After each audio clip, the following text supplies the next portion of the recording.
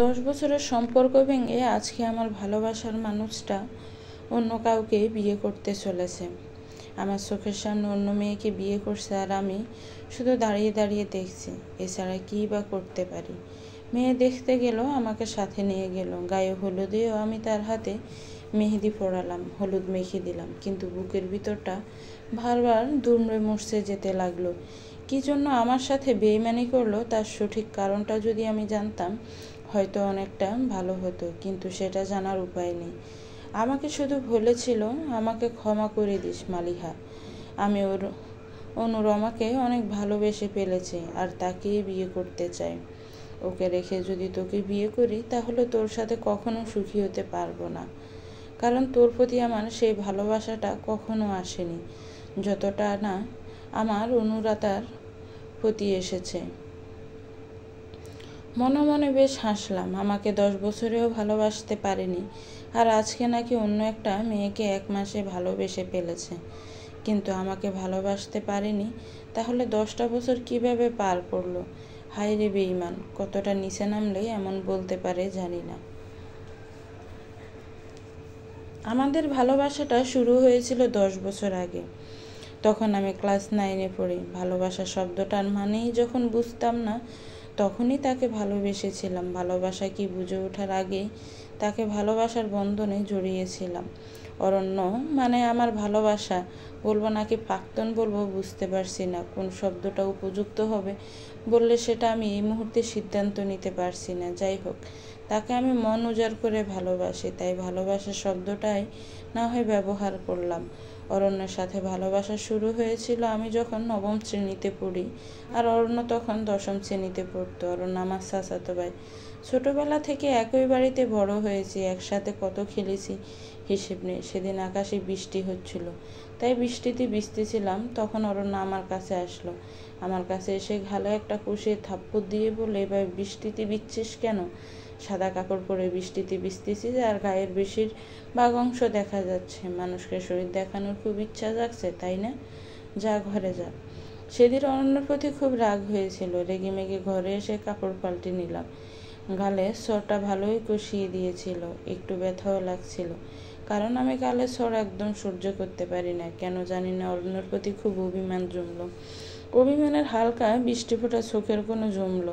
চুপ হয়ে বিছানার পাশে মন খারাপ হয়ে বসে রইলাম। মা আমার রুমে এসে আমাকে এভাবে বসে থাকতে দেখে বলল, কি রে, এভাবে গাল ফুলিয়ে বসে আছিস কেন? কি হয়েছে তোর, খাবি না? তখন মাকে গাল বার করে একগুচ্ছ নালিশ দিলাম অরণ্যর নামে। বললাম, জানো মা, অরণ্য আমাকে গালে সর দিয়েছে। দেখো কত জোরে সরটা দিয়েছে, গালটা এখনো ব্যথা করছে। কতটা শয়তান আমার গায়ে হাত তুলেছে। আমি তাকে কি করেছিলাম? এভাবে আমাকে মারলো কেন? তুমি কি তাকে কিছু বলবে না? আমি জেঠির কাছে বিচার দিব কিনা বলো। তা মেরেছি কি জন্য শুনি? আমি সাদা জামাটা পরে বৃষ্টিতে ভিজছিলাম, তখন নাকি সাদা জামা ভিজে আমার শরীর দেখা যাচ্ছিল, এজন্য আমাকে মেরেছে। আমি কি কাপড় ছাড়া ছিলাম নাকি বলো? এমন কেন করলো আমার সাথে? গালে এখনো ব্যথা করতেছে। এত জোরে সর কেউ কাউরে মারে বলো? মা আমার কথা শুনে আমার দিকে রাগ করে তাকিয়ে বলল, ভালো করেছে, মেরেছে। এত বড় হয়েছিস এখনো জানিস না কিভাবে চলতে হয়? সাদা কাপড় পরে বৃষ্টিতে ভিজলে তো শরীর দেখাই যাবে। এখন আক্কেল হলো না তোর? কথায় কি করতে হয় এখনো শিখতে পারলি না? ঠিকই করেছে, তোকে আরও 2টা সর বেশি দেওয়া উচিত ছিল। এ বলে মা চলে গেল। মায়ের কথা শুনে বেশ মন খারাপ হলো। মনে মনে ভাবলাম, মাও অরণ্যকে সাপোর্ট করলো, আমাকে বকে গেল। এসব ভেবে মনটা আরও খারাপ হয়ে গেল। মনটা খারাপ করে বিছানার কোনো বসে কাঁদছিলাম। এমন সময় খেয়াল করলাম আমার সামনে একটা চকলেট কেউ এনে ঘুরাচ্ছে। আমি চকলেটের দিকে তাকিয়ে পাশে তাকা দিয়ে দেখলাম অরণ্য। অরণ্যকে দেখে বললাম, এখানে এসেছিস কেন? আমার ঘর থেকে বের হয়ে যা। আমাকে চড় মারার সময় হুঁশ ছিল না, এখন আবার চকলেট নিয়ে এসেছিস। তোর সাথে কোনো কথা নেই, তুই বের হ বলছি। অরণ্য আমার গালটা দেখে আমার বাহু দুটো ধরে চোখের জল মুছতে মুছতে বলল, বোকা মেয়ে, আমি কি তোরে এমনি এমনি মেরেছি নাকি? বড় হয়েছিস, এখন তো একটু কীভাবে চলতে হয় শিখবি। জামাটা ভিজে বিশ্রী দেখা যাচ্ছিল, তাই মেরেছিলাম। কষ্ট পাস না, এ দাও চকলেটটা খা, আর এই দেখ আমি কান ধরে উঠবস করছি তোকে মারার জন্য, আমাকে মাফ করে দে। অরণ্যের কান ধরে উঠবস দেখে আমি হেসে লুটুপুটি খেয়ে বললাম, আর কান ধরতে হবে না, ঠিক আছে এখন। এই বলে অরণ্যের হাত থেকে চকলেটটা নিলাম। তখন অরণ্য আমার হাতে একটা সিরকুট দিয়ে দৌড়ে চলে গেল। আমি তখন বুঝতে পারছিলাম না অরণ্য কেন এমন করছে। কিছুটা আশ্চর্য হয়েছিলাম অরণ্যের এমন ব্যবহারে। আশ্চর্য হয়ে চিঠিটা খুললাম। খুলে দেখলাম এটা একটা প্রেমপত্র ছিল। চিঠিতে লেখা ছিল, মালিহা, তোর প্রচণ্ড ভালোবাসি, তুই কি আমাকে ভালোবাসিস? ভালোবাসলে চিঠির অপর পৃষ্ঠায় লিখে দিস। তখন তো এত কিছু বুঝতাম না, কেউ ভালোবাসার কথা বললেই রেগে যেতাম। সরাসরি চিঠিটা নিয়ে জেঠিকে দেখালাম। জেঠি তো চিঠিটা পেয়ে অরণ্যকে দিল বেদরম মার। আমার মা জেঠিকে বলল, আরে এরা কি আর এসব ভালোবাসার মানে বুঝে নাকি? বিটিভিতে সিনেমা দেখে অনুকরণ করার চেষ্টা করছে, শুধু শুধু মেরো না। মায়ের এমন কথা শুনে জেঠি মার বন্ধ করলো। সেদিন ভালোই মেরেছিল অরণ্যকে। সন্ধ্যায় অরণ্য জ্বর চলে এসেছিল। কেন জানি না একটা অসম্ভব টান করছিল অরণ্যর প্রতি। সন্ধ্যাবেলার পা টিপে টিপে অরণ্যের রুমে চলে গেলাম। খেয়াল করলাম অরণ্য জ্বরে কাঁথা মুড়ি দিয়ে শুয়ে আছে। আমি অরণ্যের পাশে যেতে অরণ্য মুখ ভার করে বলে উঠল, তোকে একটা সর খাইয়েছিলাম, তাই বলে তুই এতগুলো মারি খাওয়াবি? যা এখান থেকে। এখানে এসেছিস কেন? এখন আর দরদ দেখাতে হবে না। অরণ্যকে এভাবে দেখে বেশ মায়া লাগছিল। যেহেতু দুজনের বয়স অনেক কম ছিল আর চাচাতো ভাই বোন ছিলাম, তাই প্রপোজের ব্যাপারটা কেউ এত বড় করে দেখেনি। তাই অরণ্যের কাছে আসতেও আমার এত বাধা আসেনি। অরণ্যের গায়ে হাত দিয়ে দেখলাম জ্বরে অরণ্যের গা পুড়ে যাচ্ছে। আমি অরণ্যের কথায় পাত্তা না দিয়ে একটা মগে পানি এনে অরণ্যের মাথায় জলপট্টি দিতে বললাম, আসলেই তুই একটা গুরু। তুই কি নিজেকে রাজ্জাক আর আমাকে সাবানা ভাবিস নাকি? এভাবে অনুকরণ করে আমাকে প্রেমের প্রস্তাব দেওয়ার কি দরকার ছিল শুনি? এজন্যই আমি রেগে গিয়ে জেঠিকে দেখিয়েছিলাম। আমি কি জানতাম জেঠি তোকে এভাবে মারবে আর তোর জ্বর চলে আসবে? জানলে তো আর জেঠিকে বলতাম না। অরণ্য জ্বর গলায় বলল, তোকে কে বলেছে আমি সাবানা আর রাজ্জাককে অনুকরণ করেছি? আমি মাথায় জলপট্টি ছাপতে ছাপতে বললাম, কেন? আমার মা যে তোর মাকে বলেছে শুনিসনি? তোর মা ভুল বলেছে। চাচির যা মনে এসেছে তাই বলেছে। আমি কাউকে অনুকরণ করিনি। সত্যি আমি তোকে ভালোবাসি। ভালোবাসার কথাটা আবার শুনে রেগে গেলাম। জলপট্টিটা কপাল থেকে সরিয়ে বললাম, তোর আরও মায়ের খাওয়াই উচিত। মর তুই। তোর কাছে আসাটাই আমার ভুল হয়েছে।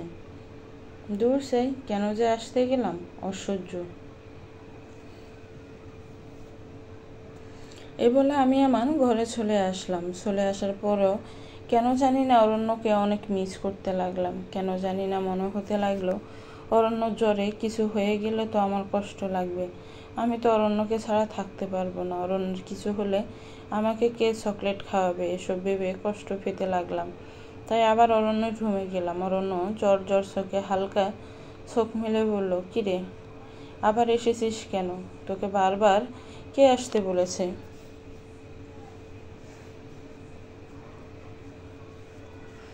ঘরে মন টিকছে না। তোর কিছু হলে তো আমার কষ্ট হবে অনেক, তাই এসেছি। অরণ্য হেসে বলল, তুই তো আমাকে ভালোবাসিস না, তাহলে আমি মরে গেলেও তোর কি? যায় আসবে না। যা ঘরে গিয়ে ঘুমা, শুধু শুধু পেঁচাল পাড়তে আসবি না। আমি অরণ্যের পাশে বসে বললাম, তুই মরে গেলে সত্যিই অনেক কষ্ট পাবো। তুই মরে গেলে কে চকলেট খাওয়াবে বল? তার মানে তুই আমাকে ভালোবাসিস? আমি হালকা লজ্জা পাচ্ছিলাম। তখন তো বয়সটা কাঁচা ছিল, এত শত বুঝতাম না। লজ্জা হালকা লাল হয়ে বললাম, এটাকে যদি ভালোবাসা বলে তাহলে তোকে ভালোবাসি। এবার খুশি? আমাকে আগে বুঝিয়ে বললেই হতো। আমি কি আর ভালোবাসার মানে বুঝি নাকি? বুঝলে শুধু শুধু তোকে মার খাওয়াতাম না। সেখান থেকেই আমাদের ভালোবাসা শুরু। সব ভালোবাসায় সম্বোধন আপনি থেকে তুমিতে আসলেও আমাদের ভালোবাসার সম্বোধনটা তুইই ছিল। তুমিতে আর আসেনি। ফিঠাফিঠি হওয়ার দরুন সবসময় একে অপরের সাথে লেগে থাকতাম। কলেজ পাশ করে দুজনেই ঢাকায় ভর্তি হই। অরণ্য 1 ক্লাস উপরে পড়লেও 1 বছর গ্যাপ দিয়ে আমার সাথে ভর্তি হয়। আমাদের মাঝে ভালোবাসার কমতি ছিল না। একে অপরকে মন উজাড় করে ভালোবেসেছি। এই তো কয়েকদিনের মধ্যে বিয়ে হওয়ার কথা ছিল। বাড়িতেও সবাই আমাদের বিষয়টা জানতো মোটামুটি, সব কিছু ঠিকই যাচ্ছিল। কিন্তু হঠাৎ কি থেকে যে কি হয়ে গেল জানি না। অরণ্য কেন এভাবে বদলে গেল বুঝতে পারিনি। মাত্র 1 মাসের পরিচয়ে আমাকে ভুলে একটা মেয়েকে এত ভালোবেসে ফেললো। হাসবো নাকি কাঁদবো বুঝতে পারছি না। সেদিন পাত্রী দেখতে গিয়েছিলাম, সেদিন আরও হতাশ হয়েছিলাম। কারণ পাত্রী যদি আমার থেকে অনেক সুন্দরী হতো তাহলে হয়তো মেনে নিতে এত খারাপ লাগতো না। কিন্তু পাত্রী ছিল মোটামুটি সুন্দরী। তবে পাত্রীর একটা বিশেষ দিক ছিল, পাত্রীর মাথায় চুল ছিল 5 সমান লম্বা। মনে মনে ভাবলাম হয়তো এই জন্যই অরণ্য অনুরমাকে এত ভালোবেসে ফেলেছে। আমার তো চুল এত লম্বা না। আমার পাশে থাকা আমার আরেক চাচাতো বোন তীরা আমার হাতে সিমটি কেটে ফেললো। অরণ্য ভাইয়া, তোরে রেখে এই মেয়েটাকে বিয়ে করতে যাচ্ছে কেন? তোদের মধ্যে কি সব শেষ? আমি তীরাকে চেপে ধরে বললাম, এখন আর এসব বলিস না। এসব বলার সময় এখন না। আর আমাদের মাঝে সব শেষ, এটা নিয়ে আর বাড়াবাড়ি করিস না। মেয়ে দেখা শেষে আমার ভালোবাসার মানুষটা আমার সামনে মেয়েটাকে আংটি পড়ালো। আমি শুধু বসে বসে দেখলাম। আমি চাইলে ঝামেলা করতে পারতাম, কিন্তু আমার আত্মসম্মান লাগলো। কিছুদিনের মধ্যে গায়ে হলুদ হলো। আমি সেজেগুজে নিজ হাতে অরণ্যকে মেহেদি পরিয়ে দিলাম। হাসি মুখে সব কাজ করলাম। কেউ আমার মনের ব্যথা বুঝতেই পারলো না। আর আজকে অরণ্যের বিয়ে। খুব কষ্ট হচ্ছে। বারবার অরণ্যকে গিয়ে বলতে মন চাচ্ছে, তুই বিয়েটা করিস না। আমার যে তোকে ছাড়া থাকতে খুব কষ্ট হবে। কিন্তু অরণ্য তো বলেই দিয়েছে সে আমাকে 10 বছরে এতটাও ভালোবাসতে পারেনি যতটা অনুরমাকে ভালোবেসেছে। অরণ্যের চাকরি হয়েছে 2 মাস হবে। 2 মাস আগেও অরণ্যের নতুন চাকরি হয়েছে বলে অনেক খুশি হয়েছিলাম, এটা ভেবে যে আমাদের বিয়েতে আর কোনো বাধা থাকবে না। কিন্তু এই চাকরিটাই আমার জীবনের কাল হয়ে দাঁড়িয়েছে। পোস্টিং হয়েছিল এক অজগাড়াতে, আর সেখানে মেয়েটার সাথে পরিচয় হয়। 1 মাস হয়েছে। আর বাড়িতে এসে অনুরমার কথা বলে। চাচিরা আমার ব্যাপারটা মোটামুটি জানলেও ভালো করে জানতো না। সবাই ভেবে নিয়েছে হয়তো এতদিন আমাদের মাঝে গভীর বন্ধুত্ব ছিল, তাই কেউ এই বিয়েতে অমত করলো নি। তবে আমি শুধু জানি আমার আর অরণ্যের মাঝে কি হয়েছিল। একটু পরে অরণ্য অনুরমাকে বিয়ে করতে যাবে, আর আমি শুধু চেয়ে দেখব। ভিতরটা দুমড়ে মুচড়ে যাবে, কিন্তু উপরে একটা হাসি দিয়ে সব আড়াল করে রাখবো। এর আগে আমার কত বিয়ের প্রস্তাব এসেছে, বিয়ে করিনি। কত ভালো ঘর এসেছে, অরণ্য আর আমি মিলে ভেঙে দিয়েছি। আর আজকে সে অরণ্যই আমাকে ছেড়ে অন্য মেয়েকে বিয়ে করছে। গোসল করে চুল মুছতে মুছতে আয়নার সামনে গিয়ে ভাবতে লাগলাম, অরণ্য কি সত্যি মেয়েটার চুলগুলো দেখে প্রেমে পড়ে গিয়েছে, নাকি অরণ্য কখনো আমাকে ভালোবাসতে পারেনি। এসব ভেবে নিজের আবেগটা সামলাতে পারলাম না। চোখ দিয়ে অজরে পানি পড়তে লাগলো। এমন সময় মনে হলো কেউ একজন আমার পিঠে হাত দিল।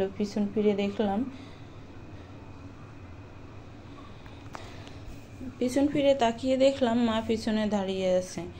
মা আমাকে দেখে বলল, কিরে মালিহা, এভাবে রুম অন্ধকার করে আয়নার সামনে দাঁড়িয়ে আছিস কেন?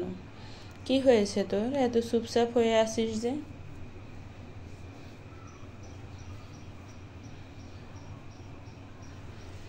আমি মায়ের আওয়াজ পেয়ে চোখের জলটা আড়াল করে মাকে বললাম, ও কিছু না মা, এমনি দাঁড়িয়ে আছি। আর অন্ধকার কোথায়, ডিম লাইট তো জ্বালানো আছে। তোর যে কখন কি হয় বুঝি না। এই এখন এক কথা বলিস, কিছুক্ষণ পর আবার আরেক কথা বলিস।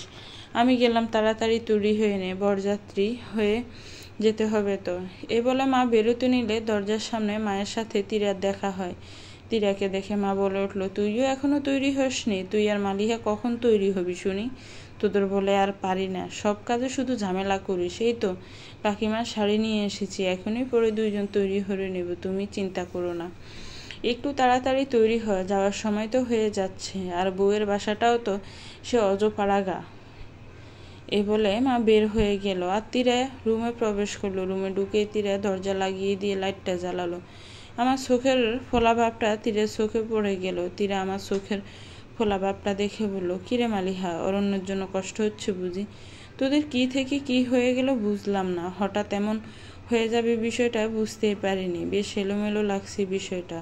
অরণ্য তোর জন্য পাগল ছিল, এভাবে 1 মাসে পাল্টে গেল কেন মাথায় আসছে না। তার উপর মেয়ের যোগ্যতা তোর থেকে বেশি হলে মানা যেত, দুজনেই তো সমসাময়িক, এতটা অন্যায় করতে কি অরণ্যর বাঁধল না? তুই তো চাইলেই বিয়েটা আটকে দিতে পারিস, কেন আটকালি না? তীরার কথা শুনে কষ্টের আকাশটা আরও কেঁপে গেল, চোখের জলটা আপনা আপনি পড়তে লাগলো। আমাকে কাঁদতে দেখে তীরা আবার ভুলে উঠল, মালিহা এমনি না কেঁদে বিয়েটা ভেঙে দে, আর বেঈমানের জন্য এত কষ্ট পেয়ে কি হবে, দেখিস ওরা কখনো সুখী হবে না। আমি তীরের মুখটা আটকে দিয়ে বললাম, অভিশাপ দিস না রে, আমি চাই ও সুখে থাকুক, ভালো থাকুক, কারণ আমি যে ওরা বড্ড ভালোবাসি, ওর কষ্ট সহ্য করতে পারবো না। এটা বলার পরপরই তীরে আমাকে বলে উঠলো, তুই অরণ্যকে ছাড়া থাকতে পারবি? একই বাড়িতে থাকবি, এসব দেখে নিজেকে সামলাতে পারবি? কষ্ট সহ্য করতে পারবি, মেনে নিতে অরণ্য আর তোর নেই এই বিষয়টা? এবার তীরার কথা শুনে আমার কষ্টটা আরও দ্বিগুণ বেড়ে গেল। সত্যিই কি আমি পারবো অরণ্যকে ছাড়া থাকতে? সত্যিই কি আমি পারবো ওকে অন্য মেয়ের সাথে মেনে নিতে? নিজেকে নিজে প্রশ্ন করে হু হু করে কেঁদে উঠে তীরাকে জড়িয়ে ধরে বললাম, আমার সাথে এমন কেন হলো বলতো? আমি কি ক্ষতি করেছিলাম? কি অন্যায় ছিল আমার বিয়ের বয়স পার হয়ে যাচ্ছিল, তবু অন্য কোনো ছেলেকে বিয়ে করিনি। অরণ্যের চাকরির জন্য অপেক্ষা করছিলাম, একটার পর একটা বিয়ে ভেঙেছি শুধু অরণ্যকে বিয়ে করব বলে। আমাকে অরণ্য এত কষ্ট কেন দিল বলতো? আমার যে ওকে ছাড়া থাকতে অনেক কষ্ট হবে, সেটা কেউ বুঝে না? 1 মাসে একটা মেয়েকে আমার থেকে বেশি ভালো লেগে গেল, কেন এমন করলো আমার সাথে? আমি তো সহ্য করতে পারছি না, বারবার মনে হচ্ছে বিয়েটা ভেঙে দিই, কিন্তু বিয়েটা ভেঙে দিলেই বা কি হবে? অরণ্য তো ভুলে দিয়েছে যে আমাকে আর ভালোবাসে না, কি করব বল? তীরে আমায় জড়িয়ে ধরে বলল, কষ্ট পাস না, আল্লাহ যা করেন ভালোর জন্য। এত কষ্ট পেয়ে কি হবে বল? শক্ত কর নিজেকে, তোর অবস্থাটা আমি বুঝছি, কিন্তু কষ্ট পেয়ে নিজেকে নিঃশেষ করে দিলে তো চলবে না। আমি কোনো কথাই বলতে পারছিলাম না, কান্নার ছুটে মনে হচ্ছিল জমানো সব চোখের পানি ঝর্ণা দ্বারায় বেরিয়ে চলছে। তীরাকে দূরে শুরু কাঁদতে থাকলাম, ছাপা কষ্ট যেন হালকা হয়, তাই কান্না থামানোর কোনো চেষ্টা করলাম না। ঠিক এ মুহূর্তে লক্ষ্য করলাম দরজায় কেউ নক করলো, তাই নিজের চোখের পানিটা মুছে কান্না থামিয়ে ফেললাম। একদম স্বাভাবিক হয়ে তীরাকে বললাম, তীরা যা, তুই গিয়ে দরজাটা খোল, আমি ওয়াশরুম থেকে মুখ ধুয়ে হাসি, না হয় কেউ কাঁদতে দেখলে ব্যাপারটা আর চোখে দেখবে। আচ্ছা যা তুই, আমি দরজা খুলে এদিকে সামাল দিচ্ছি, তুই ভালো করে মুখ ধুয়ে আয়। আমি তীরার কথা শুনে ওয়াশরুমে যেতে নিলে তীরা আমাকে পিছু ডাক দিয়ে বলল, মালিহা। হ্যাঁ তীরা, কিছু বলবি? সাবধানে যাস, আর মন খারাপ করিস না, সব কিছু ঠিক হয়ে যাবে। আমি তীরাকে চোখ দিয়ে ইশারা করে বললাম, চিন্তা করিস না, আমি ঠিক আছি। এ বলে ওয়াশরুমে চলে গেলাম। খানিকক্ষণ পর ওয়াশরুম থেকে বের হয়ে চমকে গেলাম, কারণ খেয়াল করলাম অরণ্য খাটের কোণে বসে আছে। অরণ্যকে দেখে খুব করে বলতে ইচ্ছে করছে যে, তুমি আমাকে এভাবে কষ্ট দিও না, চলো আমরা বিয়ে করে নিই, কিন্তু কথাটা মনে ঘুরপাক খেলো, মুখ দিয়ে বের হচ্ছিল না, তাই একটু চুপ হয়ে দাঁড়িয়ে রইলাম। আমাকে এভাবে চুপ হয়ে দাঁড়িয়ে থাকতে দেখে অরণ্য বলে, কিরে চুপ হয়ে দাঁড়িয়ে আছিস যে, এখনো কি আমার ওপর রেগে আছিস? আমি গালটা ভারী করে বললাম, আমার রুমে এসেছিস কেন? আর তীরা কোথায়? তীরাকে কোথায় পাঠিয়েছিস? তোর সাথে একটু কথা আছে, তাই তীরাকে বলেছি একটু বাইরে যেতে, কিন্তু আমার তো তোর সাথে কোনো কথা নেই, তুই রুম থেকে বের হয়ে যা। আমার উপরে মনে হয় অনেক রেগে আছিস। তোর উপর কেন রাগ করব? তোর সাথে কি আমার রাগ অভিমানের সম্পর্ক নাকি? কোন অধিকারে তোর উপর রাগ করব?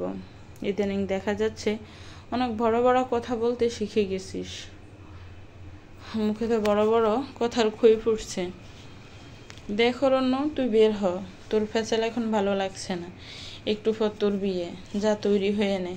এখন খামোখা পেঁচাল কেন পাড়তে এসেছিস? এত ফেচাল পারিস না, রাগ তুলবি না। আরে তুই এত রেগে যাচ্ছিস কেন?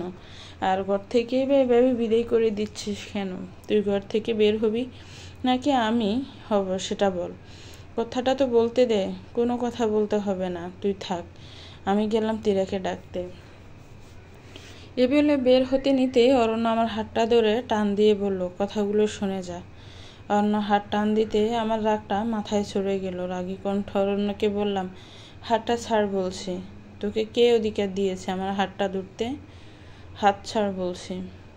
তোর হাত কত ধরেছি, আর আজকে তুই অধিকারের প্রশ্ন তুলছিস? শোন মালিহা, অনুরমাকে কেন বিয়ে করছি তোকে তো বলেই দিয়েছি। তোকে মনে হয় আমি 10টা বছর প্রিয় বন্ধুর মতো ভালোবেসেছি। অনুরমাকে দেখলে কেন জানি না আমার মনে অদ্ভুত ভালোবাসার শিহরণ জাগে। আমি জানি তোর সাথে যা করেছি অন্যায় করেছি, কিন্তু একটা সময় পর মনে হলো তোকে আমি সবসময় প্রিয় বন্ধুর মতো ভালোবেসেছি। তোর প্রতি ওই রকম অনুভূতি কখনো আসেনি যেটা অনুরমার প্রতি এসেছে। কেন জানি না মেয়েটাকে দেখে অদ্ভুত মায়ায় পড়ে গিয়েছি। তোকে বিয়ে করলে হয়তো তোকে আমি সুখী করতে পারতাম না। আমার মনে পড়ে থাকতো অনুরমার কাছে, আর দেহ পড়ে থাকতো তোর কাছে। এ সংসার কখনো সুন্দর হতো না। তুই মন খারাপ করিস না, আমাকে বোঝার চেষ্টা কর, আমাকে ভুল বুঝিস না। আমার বিয়ের পর একটা বিয়ে করে নিস। হরণের কথাগুলো শুনে শরীরটা রাগে গিজ গিজ করতে লাগলো। মনে হচ্ছে এখনই গালে একটা কষিয়ে চট দিয়ে দেয়, কিন্তু তা আর করলাম না। হাতটা ছাড়িয়ে অরণ্যকে বললাম, তোর কথা বলা শেষ হয়েছে? শেষ হলে এবার যেতে পারিস। আমি বিয়ে করব নাকি করব না সেটা আমার ব্যাপার। তুই তোর অনুরমাকে বিয়ে করতে যাচ্ছিস, তাকে বিয়ে করে সুখী থাক। ভাগ্য ভালো তোর রিলেশনের 10 বছর পর মনে হয়েছে যে তুই আমাকে বন্ধুর মতো ভালোবেসেছিস। যদি আমাকে বিয়ে করার পর মনে হতো তাহলে তো বেকায়দায় পড়ে যেতাম। আর বন্ধুকে বুঝি মানুষ জড়িয়ে ধরে, বন্ধুকে বুঝি মানুষ ঠোঁটে জোড়ায় আদর মেখে দেয়। হয়তো প্রশ্নের জবাব তোর কাছে নেই, কোনো অজুহাত তোকে দিতে হবে না। আমি তোকে ক্ষমা করে দিয়েছি। আর শোন, আর কখনো হাত ধরার সাহস দেখাবি না। আগে ধরতে পেরেছিস কারণ আগে তোকে সে অধিকার দিয়েছিলাম, এখন তুই সে অধিকার হারিয়েছিস। আমার রুমে প্রবেশের আগেও আমার অনুমতি নিয়ে ঢুকবি, কারণ তুই এখন অন্য কারোর স্বামী হতে যাচ্ছিস। তোর বউ সেটা ভালোভাবে নিবে না। আমাদের কাপড় পিক ছিল, ডিলিট করে দিয়েছি। চিন্তা করিস না, আমি তোর বউকে কিছুই বলবো না। তুই নিশ্চিন্তে বিয়ে করতে পারিস। তুই মনে হয় আমাকে ভুল বুঝতেছিস। আমি কি বুঝতেছি সেটা না হয় আমাকে বুঝতে দে। অহেতুক প্যান করতে আসবি না। তুই আমার ভালো বন্ধু, বন্ধুর মতো থাক। বেশি কিছু বলার অধিকার দেখাবি না। যা এবার সেজেগুজে তৈরি হ, আমাকেও তৈরি হতে হবে। অরণ্য আর কিছু বলার সাহস পেল না, রুম থেকে বের হয়ে গেল। অরণ্যর কথা শুনে ভিতরে হালকা ব্যথা হলো, আর মুখে একটা অসহ্যকর হাসি আসলো। আমাকে নাকি সে বন্ধুর মতো ভালোবেসেছে, আর সেটা সে 10 বছর পর বুঝতে পেরেছে। হায় রে বেঈমান, কতটা নিকৃষ্ট হলে এমন কথা বলতে পারে। একা একাই দাঁড়িয়ে হাসছিলাম। ঠিক এই মুহূর্তে তীরে এসে বলল, কিরে মালিহা, একা একা হাসছিস কেন? অরণ্য কেন এসেছিল রে? কি বলে গেল? আমি হাসতে হাসতে বললাম, আমাকে এতদিন বন্ধুর মতো ভালোবেসেছে, আর আমি যেন তাকে ক্ষমা করে দিই। তীরে আমার হাসি মাখা মুখ দেখে অবাক দৃষ্টিতে তাকিয়ে থেকে বলল, তুই পাগলের মতো হাসছিস কেন? কাদার কথা ছিল নাকি? তীরে আমার এমন জবাবে কিছুটা ইতস্ত হয়ে বলল, ঠিক তা বলিনি। যাই হোক, তৈরি হবি না? হব না মানে? তাড়াতাড়ি তৈরি হতে হবে। নিজের ভালোবাসার মানুষের বিয়ের খাওয়ার ভাগ্য কয়জনের হয়? আমার হয়েছে। আমি কি সে সুযোগ ছেড়ে দিব নাকি? অবশ্যই তৈরি হবে এখন। তুইও শাড়ি পরে নে। তীরে আমার এরকম এলোমেলো কথা শুনে বলল, মালিহা, আর একটু কেঁদে নে, হালকা লাগবে। মনে হয় তোর কান্নাটা শুকিয়ে ইতিমধ্যে পাথর হয়ে গিয়েছে, তাই এমন করছিস। তীরার কথা শুনে একটু কাঁদতে নিতে চাইলেও পারলাম না। বুকের মধ্যে কান্নাটা আটকে গিয়ে একটা ব্যথার অনুভব হলো, কিন্তু অনেকবার চেষ্টা করেও কান্নাটা বৃষ্টি হয়ে নামাতে পারলাম না। তাই কয়েকবার ব্যর্থ চেষ্টার পর একরাগ হেসে তীরা আর কোনো কথা বাড়ালো না। শাড়িটা আমার হাতে দিয়ে বলল, বেনারসি পরবি নাকি? এ শাড়ি বের করেছিস কেন? আমি শাড়িটা হাতে নিয়ে তোরাকে বললাম, জীবনে তো বউ সাজতে পারবো না, তাই নিজের ভালোবাসার মানুষের বিয়েতে না হয় বউ সাজলাম, এতেই আমার শখটা মিটবে রে। এত কথা বলিস না তো, আমি শাড়িটা পরতেছি, তুইও পরে নে। অতঃপর আমি লাল শাড়িটা পরলাম। লাল শাড়িটা পরার পর কেন জানি না নিজেকে বউ লাগছে। বয়সটা ভালোই হয়েছে আমার। 28-এর কোঠায় গিয়ে পড়লো। আমার সাথে সবার বিয়ে হয়ে বাচ্চাও হয়ে গিয়েছে, আর আমার এদিকে আমি এখনো অবিবাহিত। এসব ভাবতে ভাবতে ঠোঁট গলার লাল লিপস্টিক দিলাম, সুন্দর করে বউয়ের মতো করে সাজলাম। শ্বাস শেষ করে বাইরে বের হতে মা বলে উঠলো, তোকে তো লাল টুকটুকে পরেই লাগছে। অরণ্য, তুই ফিটে ছিলে, আর তার উপর অন্য ছেলে মানুষ, অরণ্যের বিয়ে হয়ে যাচ্ছে, তোর এখনো বিয়ে হলো না। কত ভালো ভালো পাত্র এসেছে, কেন জানি না তারা প্রথম দিকে বিয়ে করতে রাজি হলেও পরে আর হয়নি। না হয় কবেই তোর বিয়ে হয়ে যেত। থাক না এসব কথা, মেয়ে বড় হলে যে বাবা মায়ের কত চিন্তা হয় তুই মা না হলে বুঝবি না। এসব বলতে বলতে মা চলে গেল। আমি মনে মনে হাসতে লাগলাম। রাজি হবে কি করে? সব পাত্র তো আমি আর অরণ্য মিলে তাড়িয়ে দিতাম। ফাঁস থেকে জেঠি বলে উঠল, তোরও তো বউ বউ লাগছে রে। অরণ্যর পাশে তোকে মানাতো। মনে মনে চেয়েছিলাম তুই আমার ছেলের বউ হ, কিন্তু সৃষ্টিকর্তার ইচ্ছা অনেক ভিন্ন ছিল, তাই হলো না। তোদের এত মিল দেখে তো আমি ভেবেই নিয়েছিলাম তোদের মধ্যে কিছু আছে, কিন্তু পরে জানতে পারলাম তোরা ভালো বন্ধু। আয় মা, একটা চুমু এঁকে দে, অনেক ভালো বর পাবি। জেঠি আমার কপালে একটা চুমু দিল, তারপর নিজের চোখের কাজল থেকে একটু কাজল আমার ঘাড়ে একটা ফোঁটা দিল, নজর যেন না লাগে। আমি শুধু জেঠি যাওয়ার পর দীর্ঘ একটা নিঃশ্বাস ফেললাম। কিছুক্ষণের মধ্যে খেয়াল করলাম অরণ্য বয়সে যে ঘর থেকে বের হয়েছে। অরণ্যকে দেখতে রূপকথার রাজপুত্রের মতো লাগছে। আমার ভালোবাসার অরণ্য আজ রূপকথার রাজপুত্র সেজে অন্য কারো হয়ে যাচ্ছে। ভাবতে এই গাটা শির উঠল। এই সময়টা যদি পাল্টে যেত, অরণ্য যদি, কিন্তু না, সেটা আর সম্ভব না। সেটা আমার কল্পনায় হয়ে ব্যথা দিবে। পুনরায় দীর্ঘশ্বাস ফেলে অরণ্যর দিকে তাকালাম। খেয়াল করলাম অরণ্য আমার দিকে অপলক দৃষ্টিতে তাকিয়ে আছে। মনে হচ্ছে এই প্রথম সে আমাকে দেখতেছে। তার চাহনিতে কেন জানি আমি ভালোবাসা আর মায়া খুঁজে পাচ্ছিলাম। তার চাহনি দেখে মোটেও মনে হচ্ছে না অরণ্য অন্য কোনো মেয়েকে ভালোবাসে। তার চাহনি দেখে মনে হচ্ছে অরণ্য শুধু আমাকে ভালোবাসে। আমি কেন জানি অরণ্য চোখে ভালোবাসার আশার প্রদীপটা দেখতে পাচ্ছিলাম। কিন্তু জেঠির কথায় আমার হুঁশ ফিরল। মনে হলো আমার অরণ্য সত্যিই আমার নেই। জেঠি বলল, কিরে মালিহা, কি হলো? কোথায় হারিয়ে গেলি? যা গাড়িতে গিয়ে বস। অরণ্য যে গাড়িতে উঠে তুই ওইটাতে উঠিস, অরণ্যের পাশে বসিস। জেঠির কথার জবাব দিয়ে বললাম, তীরা না হয় অরণ্যের পাশে বসুক। জেঠি আমাকে ধাক্কা দিয়ে বলল, ছোটবেলা থেকেই তোরা ভালো বন্ধু, তুই বসবে। তীরা আমার সাথে অন্য গাড়িতে বসবে। যা বলছি তাই কর। আমি মাথাটা জেঁকে বললাম, আচ্ছা ঠিক আছে। এই বলে অরণ্যর দিকে তাকাতে অরণ্য চোখটা নামিয়ে ফেলল। এরপর অরণ্য গাড়িতে উঠলো, আমিও উঠলাম। অরণ্যের ঠিক ফাঁসে বসলাম। গাড়িটা চলতে শুরু করলো। গাড়িটা যত সামনে যাচ্ছিল ততই প্রিয়জন হারানোর একটা ব্যথা বুকে মোচড় দিতে লাগলো। খানিকক্ষণ পর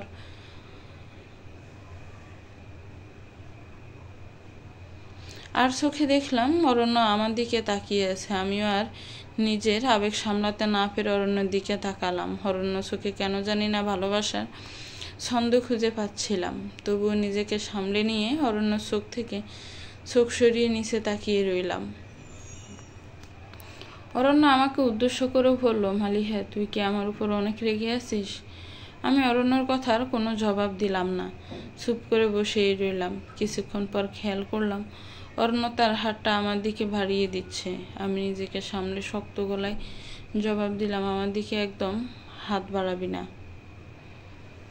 তোকে তো আমি বলেইছি এ সাহস আর দেখাবি না। বারবার এরকম কেন করছিস? একটু লজ্জা রাখ মনে। অরণ্য আমার কথা শুনে হাতটা বাড়াতে নিয়েও থেমে গেল। এরপর আর কোনো কথা হয়নি। অনেক কষ্ট চাপা নিয়ে নিজেকে সামলে নিলাম। সমস্ত পথটা কি যেন যন্ত্রণায় পার করেছি আমি জানি।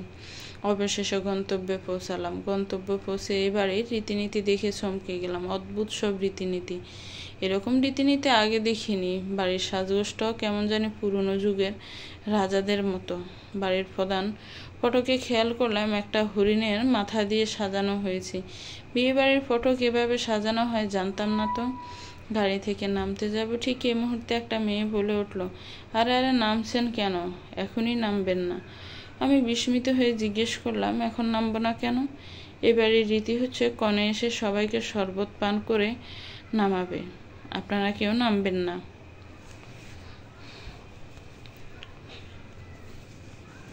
কনে এসে বরপক্ষকে নামায়, এই রীতি আগে কখনো শুনিনি। আমি বিস্ময়ের স্বরে বললাম, এরকম রীতি তো কখনো শুনিনি।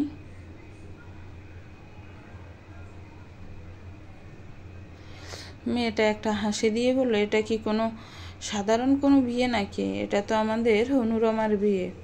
ওনার বিয়ের রীতি একটু অন্যরকমই হবে। আপনারা বসুন। বেশ বিরক্ত লাগলো এমন রীতি শুনে। জানি না বাকিরা অন্য গাড়িতে কেমন আছে। কিছুক্ষণ বিরক্তি নিয়ে বসে রইলাম। কিছুক্ষণ বিরক্তি নিয়ে বসে থেকে খেয়াল করলাম অনুরমা একটা বিশেষ বাহনে চড়ে আসছে। কেমন জানি অদ্ভুত বাহনটা। যাই হোক, ওটাতে চড়ে এসে গাড়ির সামনে নামলো।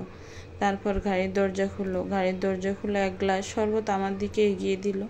আমি শরবতটা হাতে নিতে গিয়ে মেয়েটার দিকে তাকালাম। কেন জানি না মেয়েটাকে আজকে অদ্ভুত রকমের সুন্দর লাগছে। এর আগে এরকম সুন্দর মেয়ে মনে হয় আমি দেখিনি। অথচ যেদিন আংটি পরিয়েছিলাম সেদিনও মেয়েটাকে এত সুন্দর লাগেনি।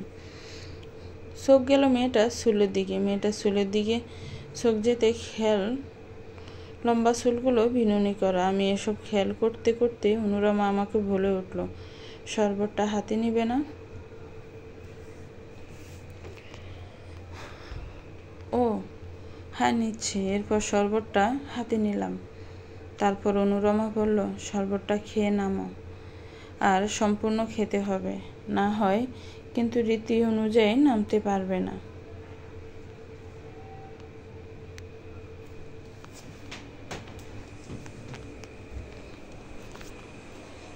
আমি শরবতটা হাতে নিয়ে ভাবতে লাগলাম, এরকম রীতি আগে কখনো দেখিনি। এতটা অদ্ভুত লাগছিল সব, বলে বোঝাতে পারবো না। শরবতটা হাতে নিয়ে চুমুক দিতে কেন জানি অদ্ভুত একটা নেশায় পড়ে গেলাম শরবতের। এমন লোভনীয় স্বাদের শরবত আগে খাইনি। এক চুমুকে বাকিটাও খেয়ে নিলাম। তারপর কি হলো বুঝতে পারলাম না।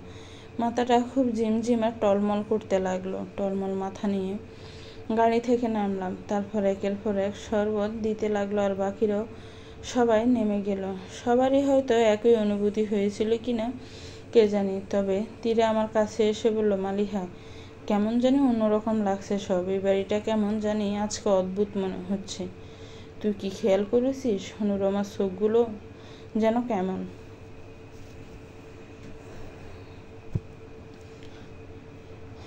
আমি কেন জানি তীরের কথা কোনো পাত্তা না দিয়ে বাড়ির ভিতর ঢুকলাম।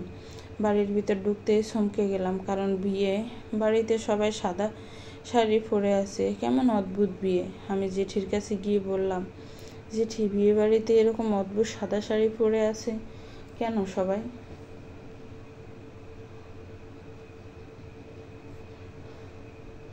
জেঠি আমাকে ধাক্কা দিয়ে বলল, তুই কি পাগল হয়ে গিয়েছিস?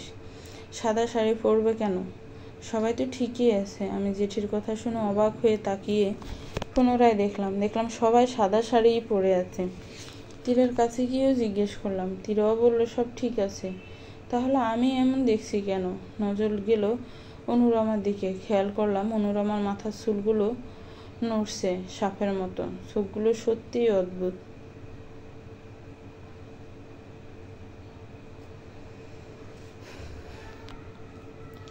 দেখতে দেখতে অনুরমার সাথে অরণ্যর বিয়ে হয়ে গেল। বেশ কষ্ট হচ্ছে আমার। কষ্টে বুকটা ফেটে যাচ্ছে। নিজের ভালোবাসা আজকে সত্যি অন্য কারো হয়ে গেল। বিয়ে সম্পন্ন হতে আর বেরোতে বেরোতে রাত হয়ে গেল। গাড়িতে উঠলাম। অরণ্য আর আমার মাঝে বাধা হয়ে বসে রইল অনুরমা। বুকের কষ্টটা যেন আরও বেড়ে গেল। গাড়ি চলা শুরু করলো।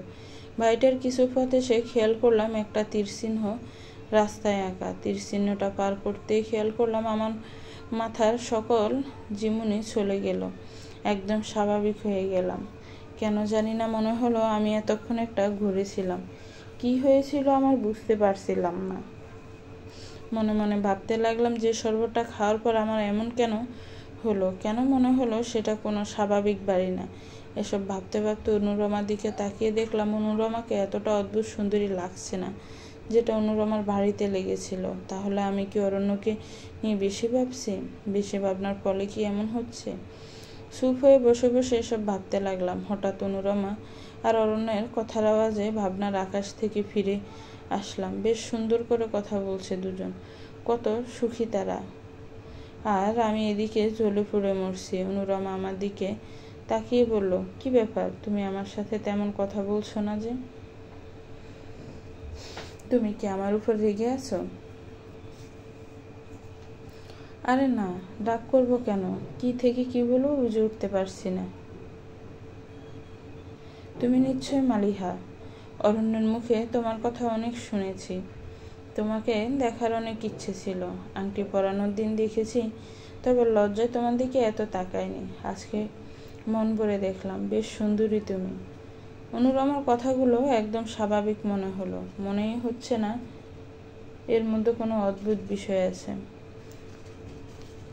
হয়তো আমি অরণ্যকে নিয়ে একটু বেশি ভাবছি, তাই ট্রমার পড়ে গিয়েছি। কিন্তু হুট করে কেন এমন হলো আমার?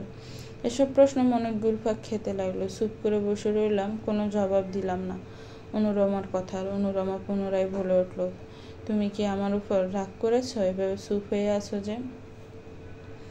আমি অনুরমার গলার আওয়াজে নিজেকে স্বাভাবিক করে নিলাম আর ভাবলাম এটা আমার মনের ভুল, নিছক আমার কল্পনা ছাড়া আর কিছু না। নিজেকে সামলে অনুরমাকে বললাম, তুমি আমার থেকেও সুন্দরী। তোমার চুল তো মাশাআল্লাহ, কি দাও চুলে, একদম পা পর্যন্ত লম্বা যে। অনুরমা একটা রহস্যময় হাসি দিয়ে বলল, কিছুই দেই না চুলে, ছোটবেলা থেকে চুলগুলো এত লম্বা। বলতে পারো বংশগতভাবে পেয়েছি। আমার পূর্বপুরুষদের চুল নাকি এমন ছিল, মায়ের মুখে শুনেছি। আমি শান্ত হয়ে বললাম, আচ্ছা, আমাকে যে শরবত দিয়েছ সেটা কিসের? অদ্ভুত লোভনীয় স্বাদের ছিল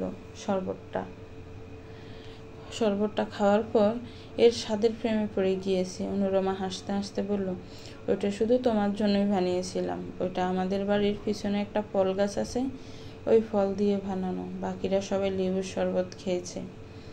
তোমাকে শুধু ওই ফলটার শরবত দিয়েছিলাম, কারণ অরণ্যের স্পেশাল বন্ধু তুমি। অনুরমার কথা শুনে আমার কাছে এবার ব্যাপারটা কেমন জানি লাগছিল। মনে হচ্ছে হয়তো অনুরমা ইচ্ছে করেই আমার সাথে এমন করেছে। শরবতে হয়তো কিছু মিশিয়ে দিয়েছে। বড্ড চালাকি মেয়েটা। হয়তো আন্দাজ করতে পেরেছে আমার আর অরণ্যের ব্যাপারটা, তাই এমন করেছে, যাতে ওদের বিয়েতে কোনো ঝামেলা না হয়।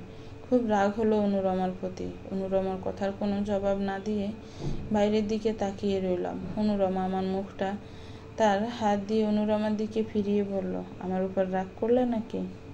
কোনো কথা বলছো না যে? না, রাগ করবো কেন? আমার শরীরটা ঠিক ভালো লাগছে না, বমি বমি লাগছে একটু, তাই চুপ হয়ে আছি।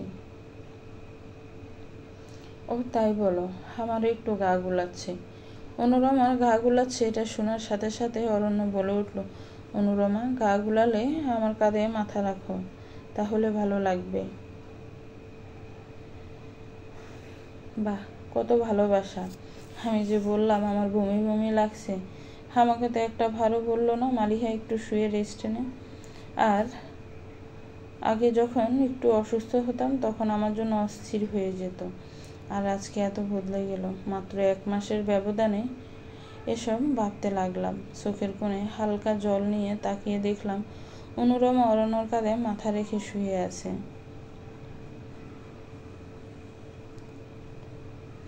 আমি আর কোনো কথা না বলে বাইরের শূন্য আকাশে তাকিয়ে দেখলাম পূর্ণিমার চাঁদ উঠেছে। পূর্ণিমার চাঁদটা দেখে মনে হচ্ছে আজকে বড় পূর্ণিমা। চাঁদের আলোয় চারিদিকে আলোকিত হয়ে আছে।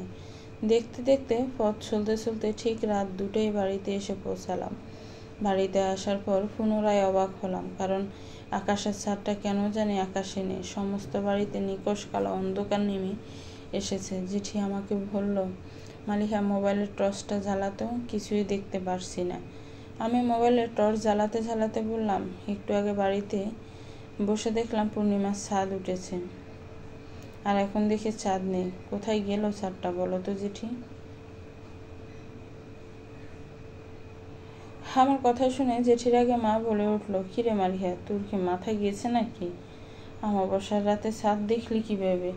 কি থেকে কি বলছিস, ঠিক আছে? মায়ের কথা শুনে পাশ থেকে ঝেলেই বলে উঠল, কিরে মালিহা, তুই ঠিক আছিস তো? কখন থেকে কি না কি বলে যাচ্ছিস? মা জেঠির কথা শুনে মনে হলো আমি পাগলের মতো ফলাপ করছি, আর তারা এমন বলছে। সত্যিই কি হচ্ছে বুঝতে পারছি না। এদিক দিয়ে মা জেঠির কথা শুনে অরণ্য বলে উঠল, থাক, ওকে আর কিছু বলো না তো। হয়তো ঠিকমতো ঘুমাতে পারিনি, তাই এমন গোলমেলে লাগছে সব। একটু ঘুম দিলেই ঠিক হয়ে যাবে।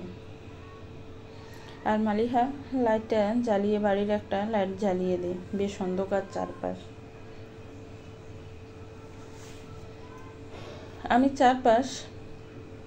আমি আর কোনো কথা না বাড়িয়ে বাড়ির লাইটগুলো জ্বালিয়ে দিলাম। তারপর অনুরমাকে কাকি বরণ করে ঘরে নিয়ে গেল। অনুরমার লম্বা কালো চুলগুলো দুলাতে দুলাতে বাড়িতে প্রবেশ করলো। জেঠি সব কাজ শেষে আমার হাতে একটা দুধের গ্লাস ধরিয়ে দিয়ে বলল যে এটা অনুরমাকে দিয়ে আয়। আমি দুধের গ্লাসটা হাতে নিয়ে ভাবতে লাগলাম, আজকে দুধের গ্লাসটা নিয়ে অরণ্যের জন্য অপেক্ষা করার কথা ছিল আমার, আর আজকে আমার জায়গায় আছে অনুরমা। এসব ভাবতে ভাবতে দুধের গ্লাসটা নিয়ে রুমে প্রবেশ করতে চমকে গেলাম, কারণ অনুরমা তার লম্বা চুলগুলোর বেনি খুলে চুল এলিয়ে বসে আছে। মনে হচ্ছিল অনুরমা চুলগুলো থেকে কিছু একটা আলো ঝলকানির মতো বের হচ্ছে। কেন জানি না অনুরমা চুলগুলো দেখে মনে মনে ভয় পেতে লাগলাম। ভাবতে লাগলাম, আমি কি আবারও কোনো কল্পনায় ডুবে গেলাম, নাকি এটা সত্যি? ভাবনার কোনো কুল কিনারা না পেয়ে অনুরমার কাছে গেলাম। অনুরমাকে কাছে গিয়ে বললাম, অনুরমা, তোমার জন্য জেঠি দুধ পাঠিয়েছে, অরণ্য আসলে এটা দিও। অনুরমা আমার কথার কোনো জবাব দিল না। আমি বারবার অনুরমাকে ডাকলাম। অনুরমা চুপটি হয়ে বসেই রইল। আমি বুঝতে পারছিলাম না অনুরমা কেন কথা বলছে না। বারবার ডেকেও যখন কোনো সাড়া পাচ্ছিলাম না, তখন অনুরমার কাছে গেলাম। অনুরমার কাছে যেতে কেন জানি না গাটা ছমছম করতে লাগলো। একটু ভয় ভয় লাগছে। হুট করে এমন ভয় লাগার কারণটাও বুঝতে পারছিলাম না। ভয়ে ভয়ে অনুরমার পিঠে হাত দিয়ে বললাম, কি গো, কখন থেকে ডাকছি, কথা বলছো না যে? দুধের গ্লাসটা কি নিবে না, নাকি টেবিলের উপর রেখে যাব? কিছুতে একটা ভালো, কখন থেকে গ্লাস নিয়ে দাঁড়িয়ে আছি। আমার হাতের স্পর্শ পাওয়ার সাথে সাথে অনুরমা আমার দিকে তাকালো। অনুরমাকে দেখে আমি ভয়ে কুঁকড়ে গেলাম। অনুরমার চোখগুলো থেকে মনে হচ্ছিল আগুন বের হচ্ছে। আমি ভয়ে ভয়ে অনুরমাকে বললাম, তোমার চোখ কেমন লাল রক্তবর্ণ হয়ে গেল কিভাবে? আর এভাবে তাকিয়ে কি দেখছো? অনুরমা কোনো কথা বলছিল না। এতে করে আমার ভয়টা আরও বেড়ে গেল।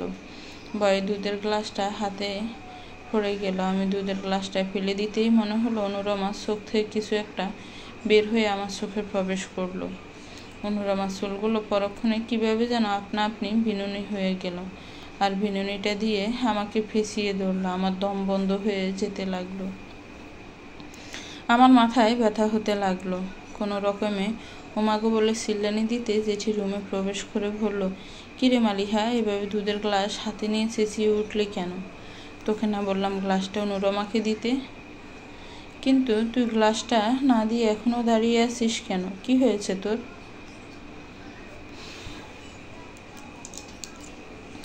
আমি জেঠির কথা শুনে নিজেকে দেখে চমকে গেলাম। সত্যিই তো, আমি দুধের গ্লাসটা নিয়ে দাঁড়িয়ে আছি। একটু আগে যে কাহিনীটা ঘটলো সেটা কি তাহলে মিথ্যা? হাতের গ্লাসটা দিয়ে তাকিয়ে দেখলাম গ্লাসটা একদম অক্ষত অবস্থায় আছে। তাহলে একটু আগে যে গ্লাসটা হাতে পড়ে গিয়েছিল সেটা কি ছিল? অনুরমার দিকে তাকিয়ে দেখলাম অনুরমা খাটের ওপর হালকা ঘুমটা টেনে বসে আছে। আর অনুরমার চুলগুলো খোলা না, বরং বিনুনি করা। কি বলবো জেঠিকে বুঝতে পারছিলাম না। আমার সাথে এগুলো কি হচ্ছে? ঘটনা যদি সত্যি হয়, তাহলে গ্লাসটা পড়ে গিয়ে ভেঙে যাওয়ার পর আমার হাতে আসলো কি করে? আর ঘটনা যদি মিথ্যা হয়, তাহলে আমি এত কিছু বারবার কেন দেখছি? এগুলো কি নিছকই আমার কল্পনা, নাকি এর মধ্যে রহস্য আছে? এভাবে ভেবে আমি ব্যাকুল হয়ে যাচ্ছিলাম। নীরব হয়ে দাঁড়িয়ে রইলাম। অনুরমার গলার আওয়াজে আমার নীরবতা কাটলো। অনুরমা খাট থেকে উঠে আমার পাশে দাঁড়িয়ে বলল, কি ব্যাপার, তুমি কি কোনো কিছু নিয়ে চিন্তিত? হুট করে এভাবে চিল্লানি দিয়ে উঠলে যে? কখন থেকে তোমাকে ডাকতেছি, তুমি দুধের গ্লাসটা নিয়ে কোনো কথাই বললে না, এসে দাঁড়িয়ে রইলে, আর হুট করে এভাবে চিল্লানি দিয়ে উঠলে। কিছু কি হয়েছে তোমার? আমি অনুরমার কথা শুনে অনুরমার দিকে তাকিয়ে আবার বিস্মিত হলাম, কারণ অনুরমার চেহারা একদম স্বাভাবিক মানুষের মতোই। তাহলে এতক্ষণ কি সত্যি আমি কল্পনার জগতে ছিলাম? এটা ভেবে আবার চুপ হয়ে রইলাম। অনুরমা আমাকে ধাক্কা দিয়ে বলল, কি ব্যাপার, আবার কোথায় হারালে? কথা বলছো না যে? তোমার কি শরীর খারাপ লাগছে? পাশ থেকে জেঠি বলে উঠল, কিরে মালিহা, তোর কি হয়েছে? সেই সকাল থেকে কেমন জানি অদ্ভুত অদ্ভুত কাণ্ড ঘটাচ্ছিস। তোর কি শরীর ঠিক নেই? না জেঠি, ঠিক তা না। কি যে হচ্ছে আমি নিজেও বুঝতে পারছি না। শরীর ঠিকই আছে। আরও কিছু বলতে যাব এই মুহূর্তে খেয়াল করলাম অরণ্য রুমে প্রবেশ করেছে। অরণ্য রুমে ঢুকে জেঠিকে বলল, হ্যাঁ মা, আমি আগেই বলেছিলাম ওর হয়তো ঘুম হয়নি ঠিক করে, না ঘুমাতে পেরে এমন করছে। ওকে আর কোনো কাজ দিও না, একটু ঘুমাতে দাও। ঘুম দিলে সব ঠিক হয়ে যাবে। ছোটবেলা থেকেই তো ঘুম পাগল, তাই ঘুমাতে না পেরে এমন করছে। জেঠি অরণ্যকে জবাবে বলল, হ্যাঁ তা ঠিক বলেছিস। ঘুম না হলে মাথা ঠিক থাকে? ওর সত্যিই ঘুমের প্রয়োজন। জেঠির কথা শুনে অরণ্য আমার দিকে তাকিয়ে বলল, যা মালিহা, একটু ঘুমিয়ে নে। ঘুম দিলেই দেখবি শরীর ভালো লাগছে, মন মেজাজ ঠিক হয়ে গিয়েছে। অরণ্য জেঠির কথা শুনে মনে হলো সত্যি হয়তো ঘুমের কারণে আমার শরীরটা একটু খারাপ লাগছে। তাই কি না কি দেখছে অরণ্যকে হারানোর ট্রমা থেকে হয়তো এখনো বের হতে পারছি না। এসব ভাবতে ভাবতে আমি দুধের গ্লাসটা অনুরমার হাতে দিয়ে রুম থেকে বের হতে নিব। ঠিক এই মুহূর্তে আমার ভিতরটা কষ্টে কেঁপে গেল। অরণ্যকে পুরোপুরি হারিয়েছি এটা ভেবে নিজের কষ্টটাকে চাপা দিয়ে আরেকবার অরণ্যর দিকে তাকাতেই অনুরমার চোখের দিকে চোখ পড়ল। খেয়াল করলাম অনুরমার চোখগুলো ঘুরছে, সে সাথে আমার মাথাটাও ঘুরছে। মাথার ব্যথায় যেন ছিঁড়ে যাচ্ছে। আচমকা এমন মাথা ব্যথা কেন হচ্ছে বুঝতে পারছি না। বমি বমি লাগলো খুব। কি হচ্ছে সব কিছু যেন মাথার উপর দিয়ে যেতে লাগলো। খানিকক্ষণ পর নিজেকে আবিষ্কার করলাম আমার রুমে, কিন্তু আমি তো ছিলাম অরণ্যর রুমে। কোনো রকমের চোখটা টেনে চোখগুলো খুলে উঠতে যাবে, ঠিক এই মুহূর্তে মা বলে উঠলো, কিরে মালিহা, কি হয়েছিল তোর? এভাবে জ্ঞান হারালি যে? সেই কখন জ্ঞান হারালি? আর এখন বিকেল 5টা বাজে। বিকেল 5টা বাজে শুনেই আমি চমকে গেলাম। তার মানে আমি রাত থেকে অজ্ঞান হয়ে পড়েছি আছি। শরীরটা বেশ দুর্বল লাগলো। মায়ের দিকে তাকিয়ে দেখলাম বেশ অসহায় হয়ে বসে আছে। আমাকে নিয়ে হয়তো একটু বেশিই চিন্তা করছে মা। আমি মায়ের অসহায় মুখটা দেখে বললাম, আরে মা, জানি না কি হয়েছে, বিয়ে বাড়ির এত কাজের মধ্যে শরীরটা বেশি দুর্বল হয়ে গিয়েছে। তার উপর ঘুম হয়নি ঠিক করে, এজন্য হয়তো এমন হয়েছে। আমার খুব ক্ষুধা পেয়েছে, আমাকে কিছু খেতে দাও তো। তুমি চিন্তা করো না, আমি ঠিক আছি। মা আমার মাথায় হাত বুলিয়ে খাবার আনতে গেল। এ সময় তীরা আমার রুমে ঢুকে বলল, কিরে, এখন কেমন লাগছে? শরীর ঠিক আছে তো নাকি? এখন ভালো লাগছে। আচ্ছা, আমি এত সময় কি করে অজ্ঞান থাকলাম বুঝতে পারছি না। কি থেকে কি হচ্ছে কোনো কিছুই বুঝতে পারছি না। মাঝে মাঝে মনে হচ্ছে সব কিছু কল্পনা, আবার মাঝে মাঝে মনে হচ্ছে সব কিছুই সত্যি। সত্য আর কল্পনার মাঝে ফারাক খুঁজে পাচ্ছি না রে, ভালো লাগছে না কিছু।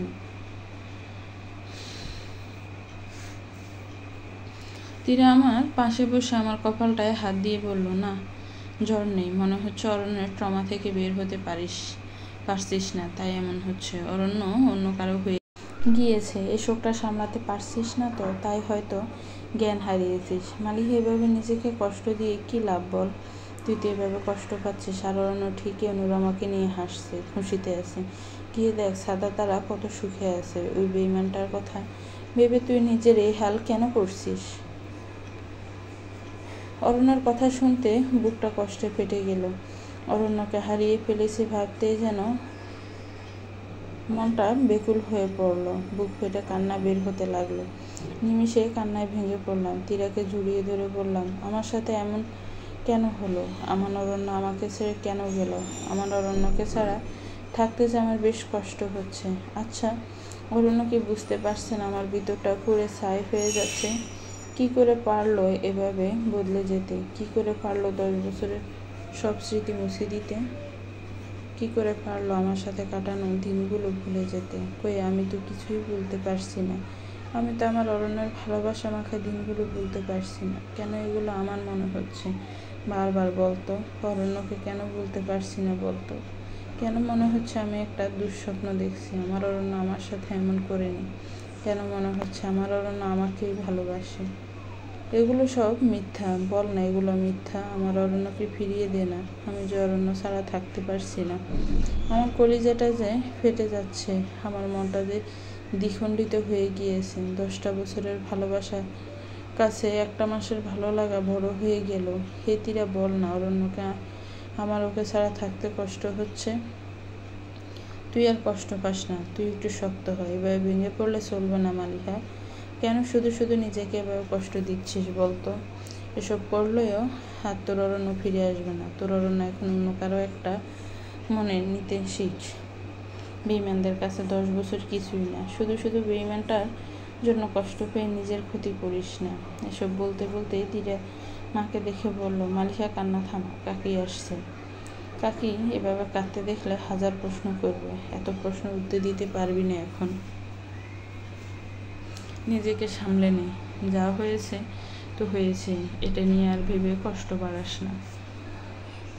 মা আসার কথা শুনে আমি কোনো রকম নিজের কান্না সংযত করে নিলাম। মা এসে আমাকে ভাত মাখিয়ে খাইয়ে দিল। খাওয়ার পর শরীরটাই বেশ শক্তি পাচ্ছিলাম। এদিকে বিকেলে পেরিয়ে সাঁঝ নামলো। তীরা আমাকে বলল, চল একটু ছাদে যাই। তুইও অরণ্যকে দেখিয়ে দে যে তুইও তাকে ছাড়া ভালো আছিস। তুই শুধু শুধু নিজের দুর্বলতা প্রকাশ করলে অরণ্য নিজেকে হিরো ভাবতে থাকবে। তীরার কথা শুনে ছাদে যাওয়ার সাহস করলাম, তাই তীরাকে নিয়ে ছাদে যাওয়ার জন্য রওনা হলাম। 1 সিঁড়ি পার হতেই তীরা বলল, মালিহা তুই যা, আমি ঘর থেকে মোবাইলটা নিয়ে আসি। মোবাইলটা তোর খাটে রেখে এসেছি। আচ্ছা, সাবধানে যা।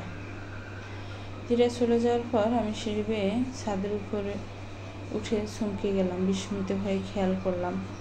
গল্পটা কেমন লেগেছে একটি কমেন্টস করে জানাবেন। গল্পটার পরবর্তী পার্ট খুব শীঘ্রই আসবে। গল্পটা ভালো লাগলে গল্পটিকে লাইক করবেন, শেয়ার করবেন, আর আমার চ্যানেলটাকে প্লিজ সাবস্ক্রাইব করবেন। যারা সাবস্ক্রাইব করেছেন তাদেরকে অনেক বেশি ধন্যবাদ।